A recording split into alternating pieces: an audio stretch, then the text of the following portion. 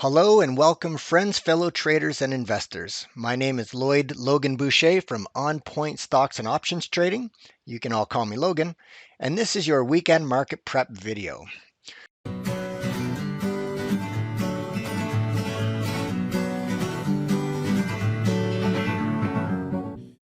So, some interesting news came out last week. One of the Fed chair members, very important member actually, mentioned that, actually stated that he believes the fixed income markets will suffer some massive negative effects should the Fed ever end QE. In fact, he believes that the fixed income market has gotten so big that they can't end quantitative easing. Kind of like what happened in Japan when the Japanese government and central bank began printing money. Whenever they ended the money printing, the markets went into a total free fall. And that's why they've been doing it roughly probably 20 or 30 years. I'll have to look that one up for next class for the next video. But they've been doing QE nonstop for about 20 or 30 years, off and on, off and on. Anytime they end, the market became so addicted to it that the stock markets would just completely collapse. And the fixed income markets, which is now so massive, especially in the United States here, this Fed stating that if they end the QE, they're probably going to see some massive fluctuations, volatility, and perhaps negative effects. And I kind of believe it. I really do believe it. The market's being propped up right now. We're wondering why it's going up. Well, it's not going up because the unemployment rate's around 10% or 9%. It's not going up because we just added 860,000 new people to unemployment for the first time. It's not going up because the airlines just laid off 50,000 people last week. It's going up because of the free money in the economy being pumped in by the quantitative easing, by the monetary stimulus programs that are going on continually. And now they haven't got any programs set up yet, but they're going to have a new stimulus package that's going to come out probably sometime before or just after the election. And I mean, it's not ending anytime soon. So I would anticipate the market's going to keep going up. Now, of course, we have the election and we know that's going to create volatility, but I've really sat down and really put a lot of analyzing into this. And it's kind of come to the conclusion that I don't think it matters who wins. As long as they pump stimulus into the economy, the market's going to continue going up. If the stimulus doesn't come, or if they say, you know what, we've decided we're not going to do stimulus, we can't afford to put ourselves that deep in debt, that's when the market will just fall off just completely fall out of the treehouse. And so we have to be aware of that. Okay. I'm thinking of this election is obviously going to create volatility, but whether or not it's going to crash the market this time around with all the stimulus they put in prior to election, and what they're talking about putting in after the election, perhaps another 3 trillion. I mean, that's almost a surefire guarantee that the stock market will not go down because people will just use that money to buy stocks. It's just going to keep going up. All right. Yeah, the airlines laid off 50,000 people almost 50,000 employees last week, which was a real negative factor. And it did create a bit of a pullback in the market, but yet it's still kind of holding. So let's take a look at some of the numbers on the indexes here and kind of get into our analysis for the week going forward here. All right, so looking at the SPX, we can see that we did break our uptrend. Now it's just a trend line break. That doesn't mean a whole lot. We could go into a 1-2 leg pullback or one leg pullback retracement back to the moving averages and then catch another lift and push higher. So I wouldn't call this the end all be all. The market's about to reverse. This is simply reaction to the negative news about the airlines. Probably going to again pull back and hit a moving average and then produce a pretty nice bounce. Now that being said, the SPX and the Dow are the two that pulled back for obvious reasons. The Dow would track the SPX, but the Nasdaq and the Russell, although they did pull back, they reacted off their trend lines, and so they held that trend, also confluencing with the support line now, and had a pretty nice reaction to it. A little bit of a sell-off on Friday, obviously a little bit of fear in the market, so people are taking some profit rather than holding over the weekend. But all in all, it looks like everything is still intact to the upside. Broken trend line's not the end of the world. It doesn't look great, but if it was broken the trend line and the moving averages, then I would have some serious worries. A small correction isn't a bad thing because it just leads to a bigger rally up. So there's your indexes for you. Again, everything's still looking more or less to the bullish side, a little bit neutral over here, but to the bullish side. When we start looking at the index comparison charts, we can see that the NASDAQ is still leading the charge, up 27% on the year, followed closely by the S&P, well, not so closely, but up 6.7%, whereas the Dow and the Russell are both trailing, negative down roughly 1.75%. All right, so taking a look at the Excel's comparison, this is sector comparison charts. I put these up here because it helps to illustrate the flow of money. Where is the money moving from and where is it moving to? Clearly, we had money moving out of energy for a very long period of time here, but now it's starting to stabilize. We're starting to see some drawdowns in oil inventories, and obviously coming into the winter series, a lot more natural gas will start being used and heating oil. So we're starting to see the energy market stabilized. So this will be good. So watch for this because this could reverse and create a nice rally coming up soon. We see a lot of money flowing into the utility sector, and it has been for some time.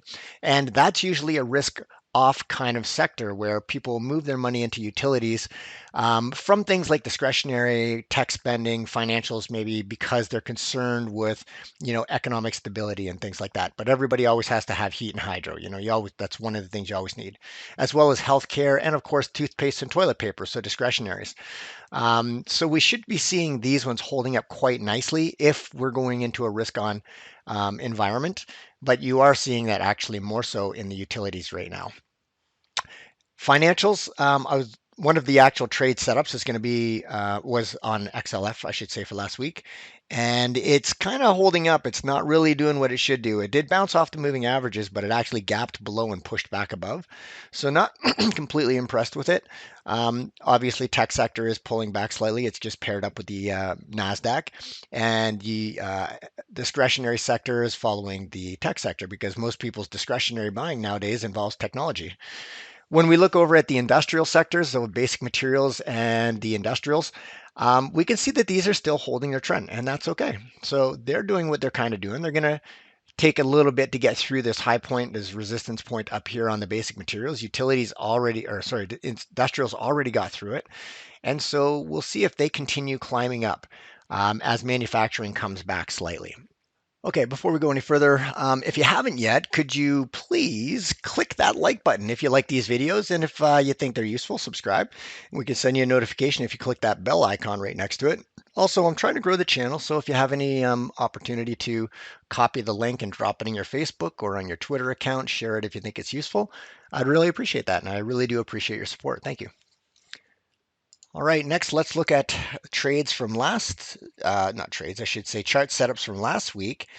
And before we do, let me quickly mention that all of this chart stuff that I do is not in any way recommendations to buy or sell in the market. They're simply here for your educational purposes, as stated at the bottom of the video here.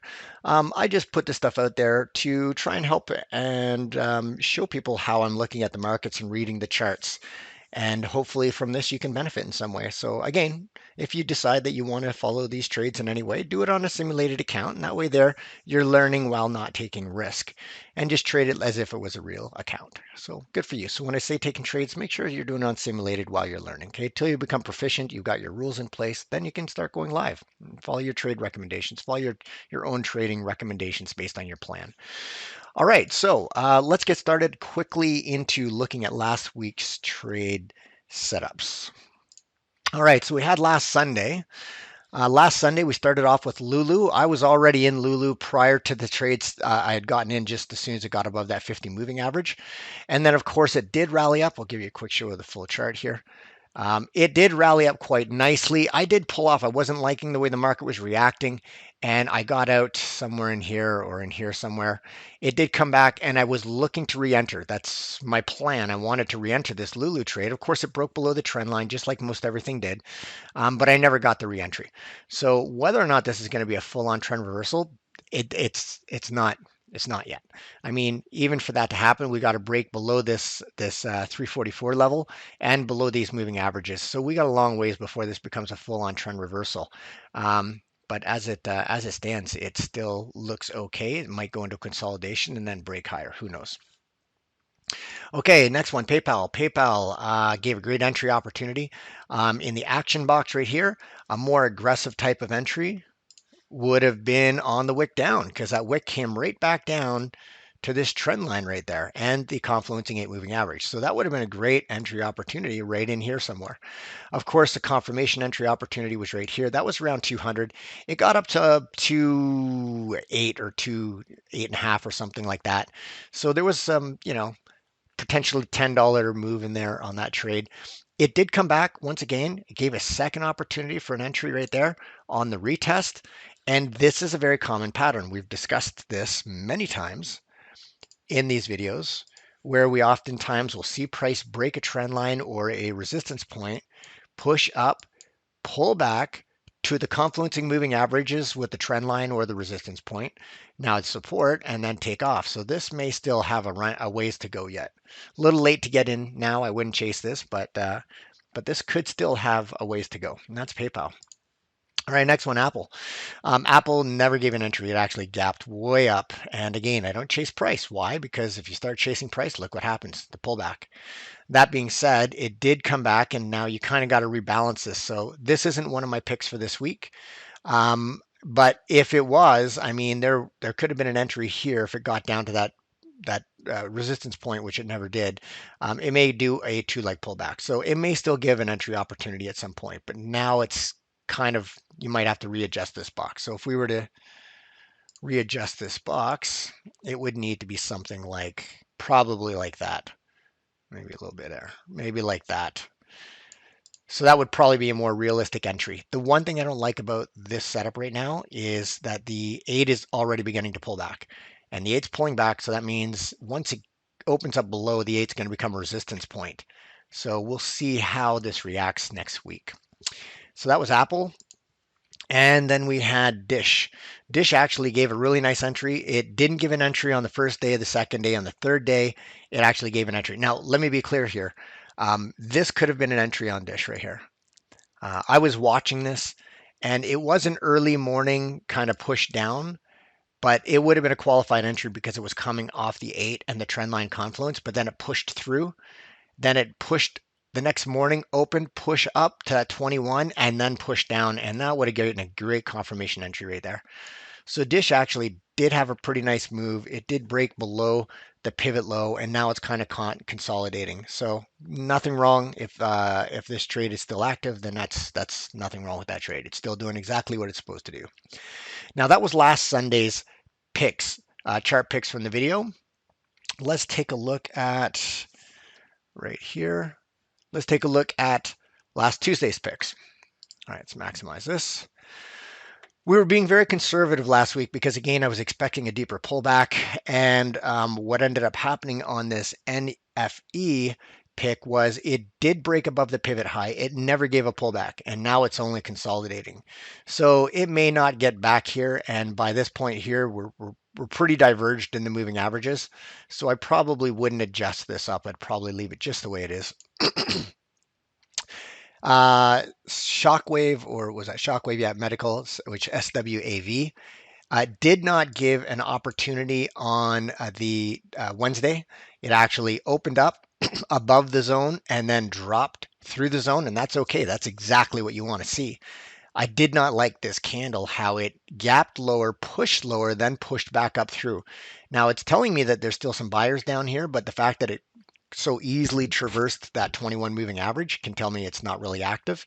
But there was an opportunity for those who are aggressive or even entering on a confirmation. I mean, I would not have bought it down here, but perhaps when it turned light or when it got back above the 21, there was an opportunity, and there was another opportunity, which was the qualified opportunity on Friday.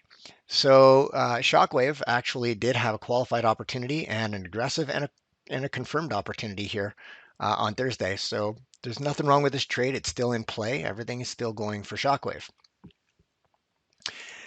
And Spotify. I believe I am in Spotify. And Spotify did kind of exactly what we thought. Okay, so Wednesday it pushed down into the zone. Again, no buying activity. And that's, again, one of the reasons I like to use confirmation entries in a lot of different entries, because it could have traded right through, but we were expecting it was going to hold, and that's why the action box was put so low. It did come into the confluence of the 21, the 50, and the 8. They are confluencing or are converging, meaning the 21 is pushing above that 50 moving average, and it's going to get above that 50. And this is always the best place to buy. So there was a actionable setup right there, which would have been a aggressive entry.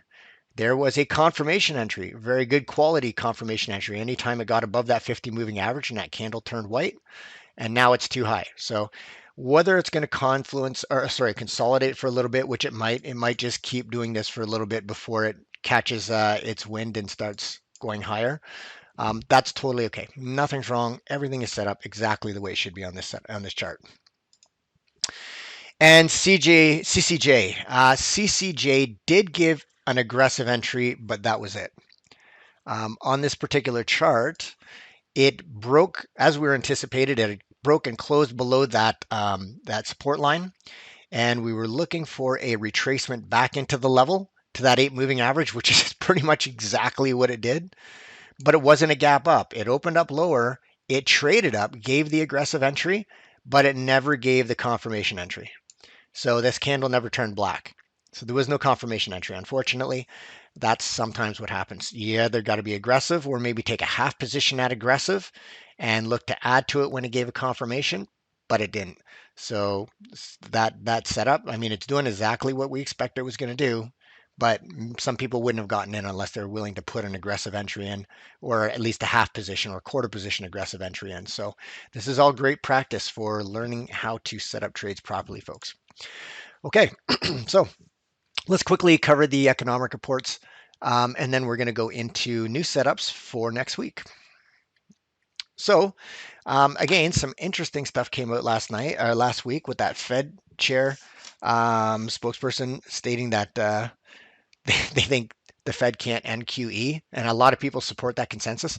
But let's take a look at what's coming for the week ahead. So we have some more Fed chair speaking. Powell's going to be speaking at 5 a.m.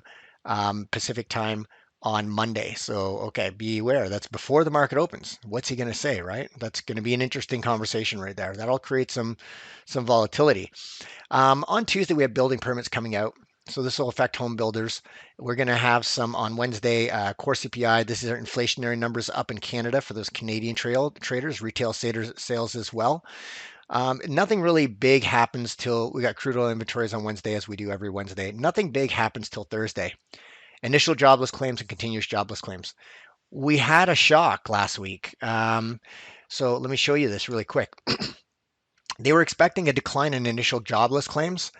These are new people filing for unemployment, and instead they had a build of almost three quarters of a million, was it 750,000 people? That's huge. And of course, the airlines laid off 50,000 people. So, and then the rest were other layoffs. So that number knocked everything out of whack. And so now they're expecting another decline this week. They're forecasting a decline this week, but we don't know what's going to happen. The other big one was initial jobless claims. Initial jobless claims, they were forecasting 10.7. They came out lower. So, continuing jobless claims. So there was more people going off unemployment, but they're expecting for next week a forecast a much higher number because now they have to take into account all the people that just went on to unemployment this week. So the last week. So these numbers, the important thing is to watch the trend. Are they trending in the right direction? If they start trending in the wrong direction, that's where you'll start seeing some problems in the market. It doesn't mean the stock market will go down. Remember, you have to look at it from an investor standpoint. If the initial jobless claims continue to increase and continuing jobless claims also increase, that means the economy is moving in the wrong direction. You'll start seeing sagging GDP numbers. You'll start seeing, everything's going to go down. Retail sales, everything will go down on those types of numbers. And if we start seeing that, that means the government will be more hard pressed to put out a stimulus package. So even though the numbers will get worse and the economy might get worse, the stimulus will fuel at least certain sectors of the market and probably push it up. Free money means people buy things, and that's simply how it works. Now, if you start seeing the market stabilizing, the economy stabilizing, and they're not going to do any more stimulus, you'll likely see a correction in the market.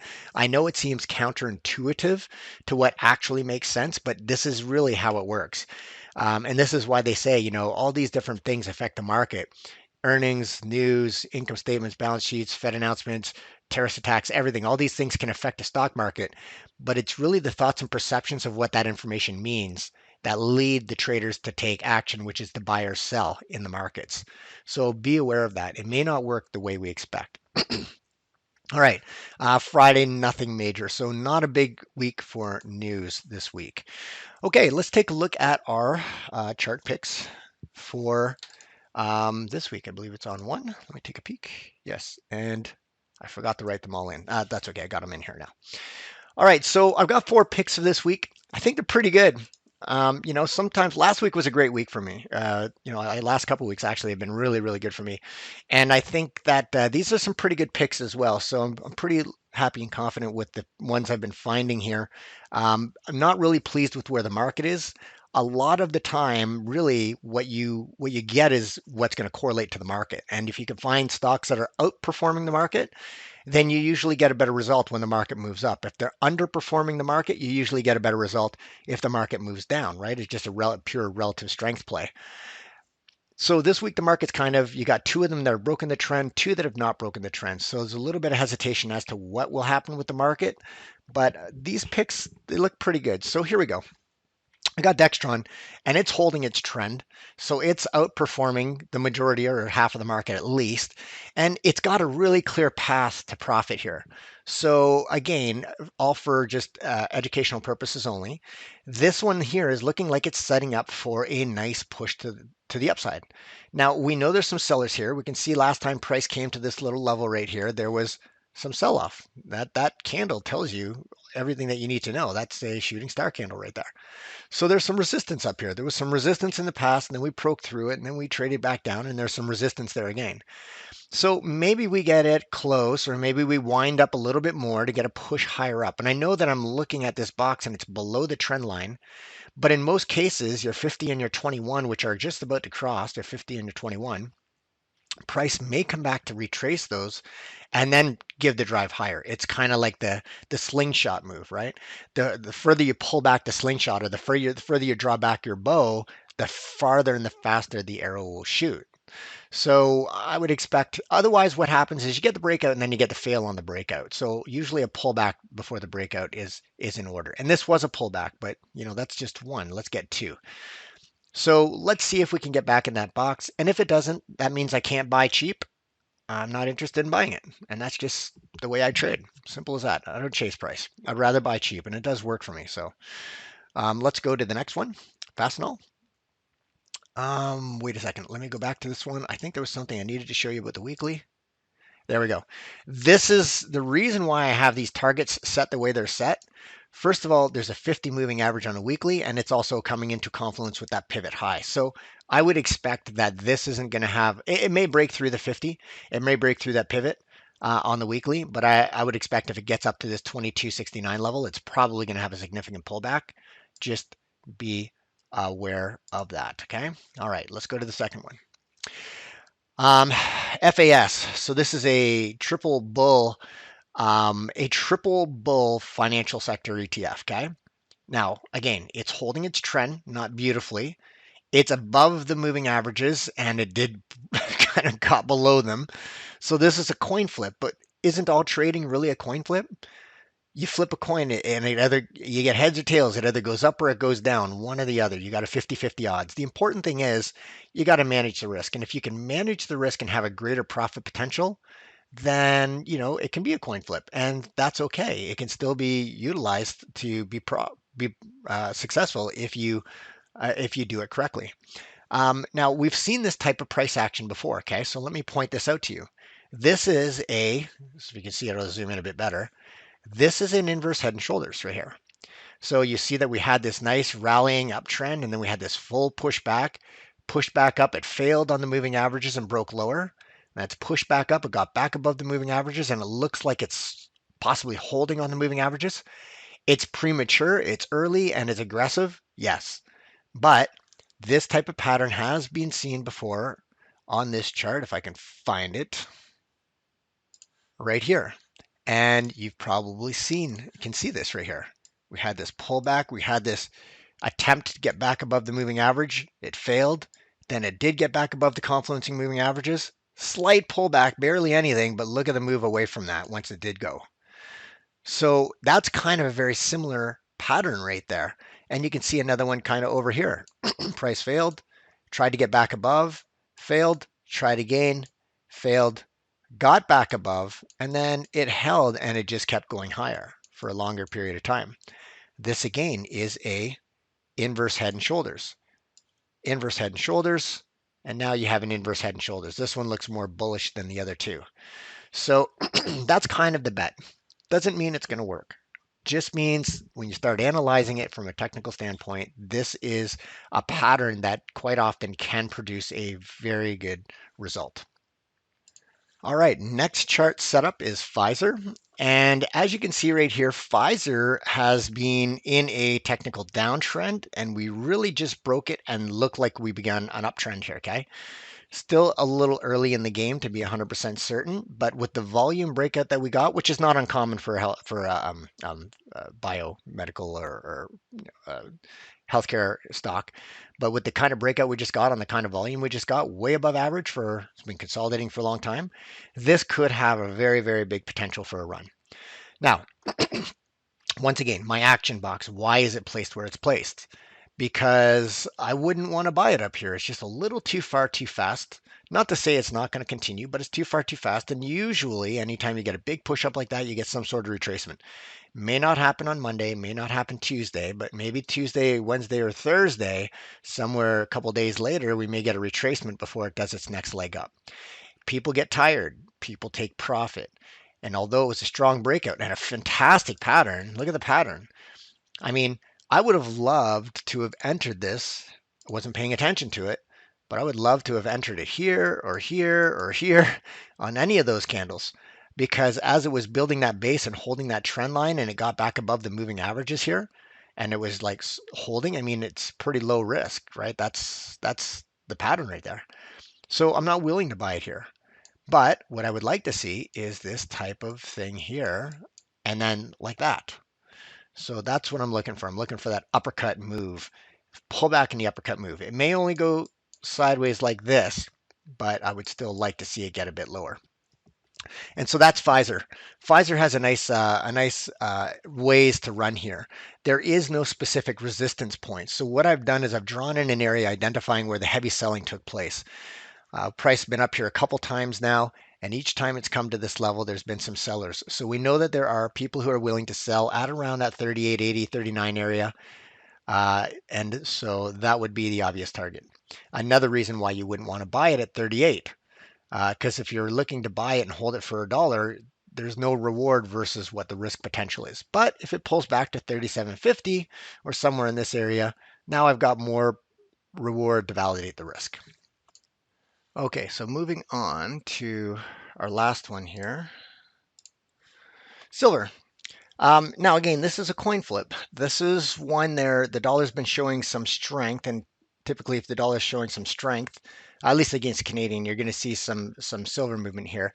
And so the trend broke on silver, and it has a beautiful confluencing two trend line reversal point here, along with some moving averages in there. I mean, what a perfect setup that would have been yesterday. Of course, today the question is, Monday will it hold? I would be willing to give this one a shot. Now, remember silver and gold are notorious for gapping. They tend to gap a lot. So who knows where this thing's going to open up? Could open up way below.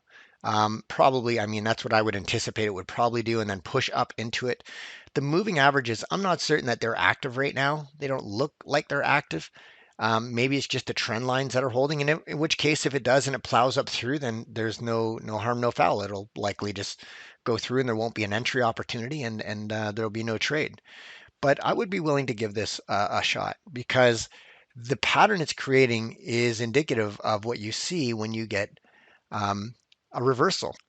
And also the fact that we have the moving averages, 50 clearly above the 20 and 21 and the 8 moving average. I mean, the trend is technically down, and this could have just been a 1, 2, 3 leg retracement leading to the next one, potentially two, and then the impulse move to the downside on three.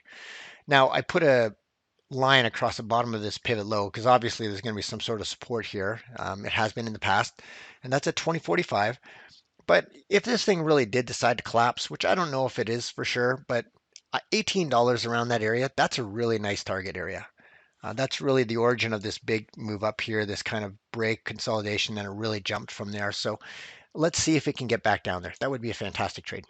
And that wraps it up. So again, thank you for hitting the like button. If you enjoyed the video, subscribe and share it with your friends. I really do appreciate your support. Everybody, have yourselves a great day. Remember, cash is a position this close to an election. Just be careful and practice on simulated or use small positions if that's what's required. But wish you all the best and have a great week.